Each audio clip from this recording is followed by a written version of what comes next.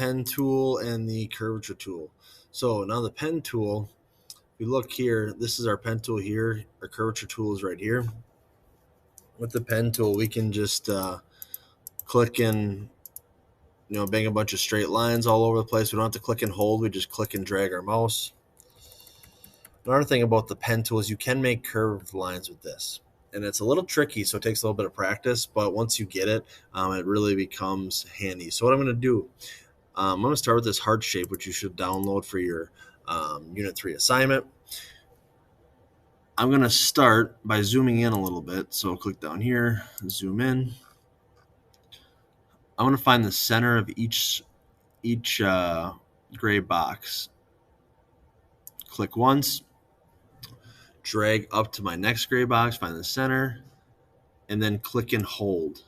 What this does is it allows me to curve this line and move my mouse in a way that I can get that line to cover all the dashes. So once I get it, I let go.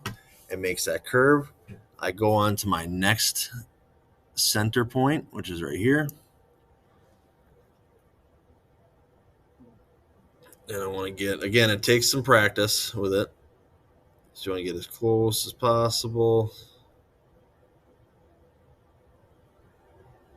It's a speed thing.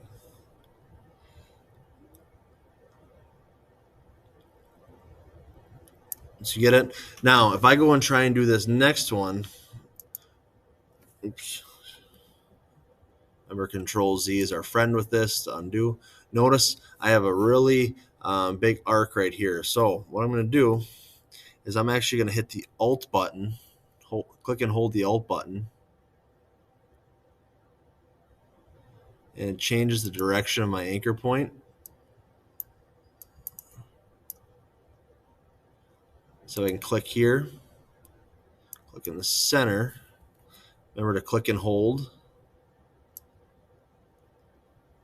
This is where I can drag this line out then. So now what I do, I have a really nice sharp turn right there. Again, I'm off my line here a little bit. It takes a little bit of practice. Make sure you really try it with this first. I'm going to show you the curvature tool now.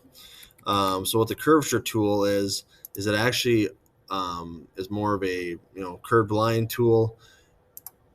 What I do is start by clicking, and I can click right here and adjust.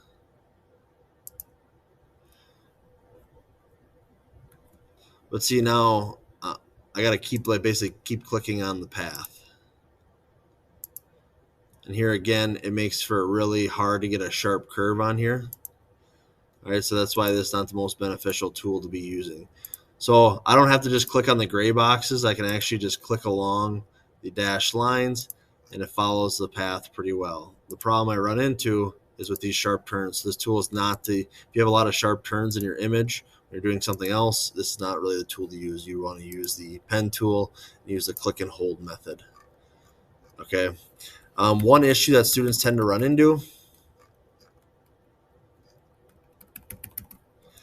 is it usually, for some reason, always defaults to a white fill. So what'll happen is when you're going around, if you notice, it actually starts filling in the heart. And I'm just doing a rough outline here to where I can't see everything anymore.